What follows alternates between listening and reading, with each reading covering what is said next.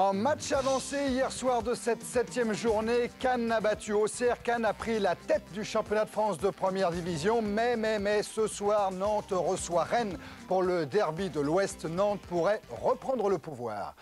Bonsoir, cette 7e journée est la dernière avant la mini-trêve du championnat, une trêve imposée par la préparation du match international de Bratislava mercredi prochain entre la Slovaquie et la France. 7e journée donc. Ce soir, pour la 8e, il faudra attendre jusqu'au samedi 10 septembre. Avant de flancher en ne prenant qu'un point lors des 3 dernières journées de championnat. Pour Montpellier, c'est tout le contraire. 4 défaites pour commencer. Et puis une victoire au Havre et un bon résultat nul obtenu face à Nantes. À Sochaux, c'est le retour de Cuervo, mais conséquence de la pluie de cartons qui s'est abattue sur le championnat, Stéphane Le Goff, il y a beaucoup d'absents à Sochaux.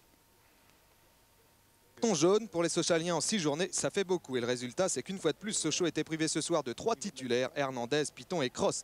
Des suspensions répétées qui posent beaucoup de problèmes à Sylvester Takak, qui n'a pas pu depuis le début de la saison aligner une seule fois la même équipe. Vous me direz, question carton, Montpellier n'est pas en reste 15 déjà cette saison et voici le 16e. Après ce tacle beaucoup trop appuyé de Serge Blanc sur Vos, pas la meilleure façon de débuter une rencontre. Sur le coup franc qui suit, on retrouve Cuervo qui faisait son retour ce soir après une tendinite. Longue balle, reprise acrobatique de Prat et Barabé qui est obligé de s'employer pour mettre en corner. Superbe bicyclette de Prat et non moins belle claquette du gardien montpelliérain.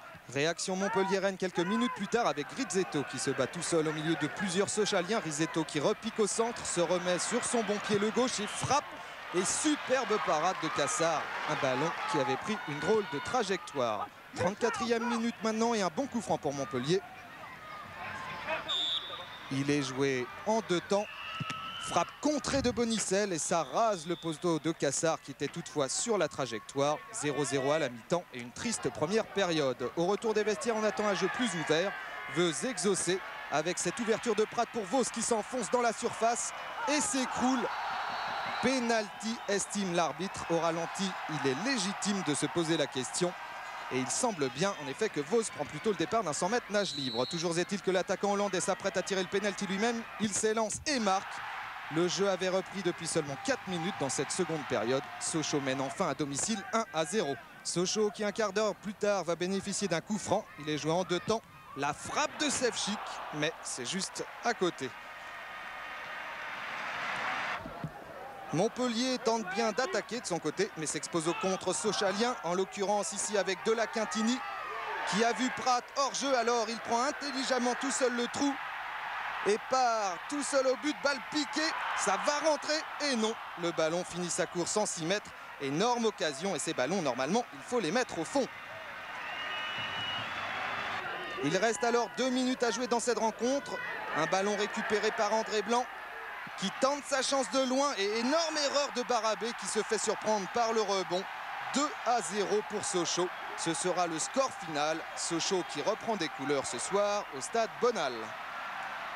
Oui Stéphane, Sochaux restait sur 2 défaites consécutives. Quant à Montpellier, l'équipe de Gérard Gilly est aujourd'hui la plus mauvaise défense du championnat avec 13 buts encaissés. Extérieur du Paris Saint-Germain à Bastia et de Nice à Monaco. Le classement, avec en tête donc toujours Nantes, 1 point d'avance sur Cannes. Lyon est maintenant seul 3e. Saint-Étienne et Lens complètent pour le moment ceux qui seraient européens si le championnat s'arrêtait là. Plus intéressant encore le bas du tableau. Quand Montpellier et Le Havre sont dans la zone tout à fait rouge, regardez la position d'Auxerre et Monaco. 14e et 15e alors que le Paris Saint-Germain est passé dans la première partie du tableau. Les buteurs, Caveglia tout seul, 5 dernières journées de championnat, 5 buts. Le programme vendredi 9 septembre en direct sur Canal+ à 20h15, c'est Rennes-Cannes, samedi 10 septembre, le reste de la 8e journée. Jour de foot, 22h15.